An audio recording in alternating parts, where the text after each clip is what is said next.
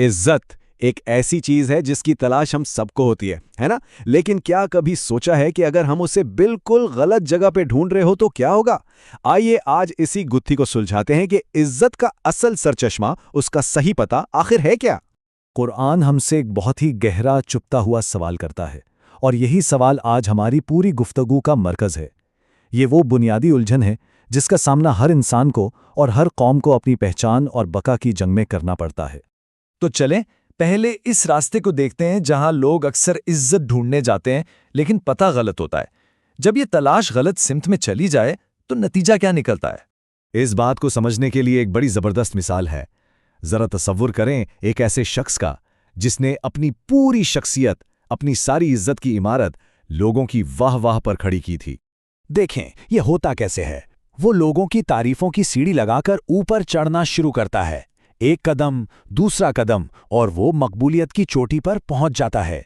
लेकिन जिस सीढ़ी पर वो चढ़ा था वो तो दूसरों के हाथ में थी, और एक दिन वही लोग उसके पैरों के नीचे से वो सीढ़ी खींच लेते हैं। और अंजाम बहुत भयानक। उसकी इज्जत का शीशा चकनाचूर हो जाता है। उसे ये बात बहुत देर से समझ आती है कि ये नाजुक शीशा अल्लाह के सिवा किसी और के हवाले करने के लायक था ही नहीं। ये दरअसल हिसाब की एक बहुत बड़ी गलती है। ये बिल्कुल ऐसा ही है जैसे आप किसी ऐसे शख्स से लाखों रुपए कर्ज मांग रहे हो जो खुद कंगाल हो चुका हो। भला जिसके पास खुद कुछ नहीं वो आपको क्या देगा? अच्छा, ये तो थी एक कहानी। अब जरा तारीख में चलते हैं और देखते हैं कि हकीकत में ऐसा कब और कैसे हुआ, ताकि ये असूल हमें अमली तौर पर समझ में आए। ईरान के शाह की मिसाल हमारे सामने है। वो खुद को खित्ते का पुलिसमैन कहता था। बड़ा तमतराक था उसका, लेकिन उसकी सारी ताकत, सारा वकार कहां से आ रहा था? अमरीकी हिमायत से। उसने अपनी इज्जत का पता अमरीका को बना लिया था। और फिर आखिर में क्या हुआ? जब उसे जरूरत पड़ी तो उसी ताकत ने उसे अपने मुल्क में पनाह देने से भी इनकार कर दिया। अंजाम क्या हुआ? जिल्लत और रुसवाई। वही कंगाल वाली बात साबित हो गई कि जिससे इज्जत मांगी वो खुद ही खाली निकला। तो फिर सही पता कौन सा है? इज्जत का असली सरचश्मा कहाँ है?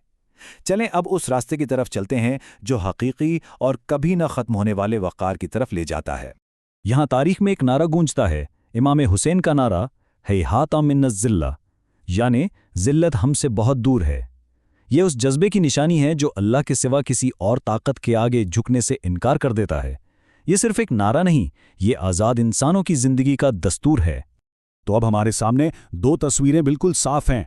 एक तरफ शाह ईरान है जो गैर मुल्की ताकत पर भरोसा करके जलील हुआ, और दूसरी तरफ मिर्जा कुचक खान जैसे लोग हैं जिन्होंने गैरों की मदद ठुकराकर अल्लाह पर भरोसा किया और आज तक तारीख में इज्जत से याद किए जाते हैं। वो जानते थे कि गैरों के सहारे मिलने वाली इज्जत दरहकीकत जिल्लत ही होती है। आयतुल्लाह बहजत ने इस बात को बहुत खूबसूरती से समझाया है। वो कहते हैं कि हमारे पास तो कुरान जैसी अजीम दौलत है, फिर भी हम दूसरों के आगे हाथ फैलाते हैं। हमें ज़ाहिरी डॉलर तो नजर आ जाते हैं, लेकिन उसके पीछे छुपी गुलामी और जिल्लत नजर नहीं आती। अच्छा, ये तो हो गई तारीख की बातें, लेकिन आज के दौर में हमारी अपनी जिंदगियों में इन उसूलों का क्या मतलब है? ये फलसफा आज हम पर कैसे लागू होता है? जरा नौजवानों से पूछते हैं, क्या कूल नजर आने के लिए किसी मशहूर शख्सियत या किसी पॉपुलर ग्रुप की नकल करना जरूरी है? क्या इज्जत का सरचश्मा उनकी मंजूरी है? और वो लोग जो अपने करियर में आगे बढ़ना चाहते हैं, क्या दफ्तर में मॉडर्न और रोशन ख्याल कहलाने के लिए अपनी मजहबी शिनाख्त और इक़दार को छुपाना पड़ता है? क्या ये इज्जत पाने का सही तरीका है? यही सवाल कौमी सतह पर रहनुमाओं से भी पूछा जा सकता है। क्या मुल्क के मसाइल का हल अपनी कौम की ताकत में है या गैर मुल्की आकाओं को खुश करने में?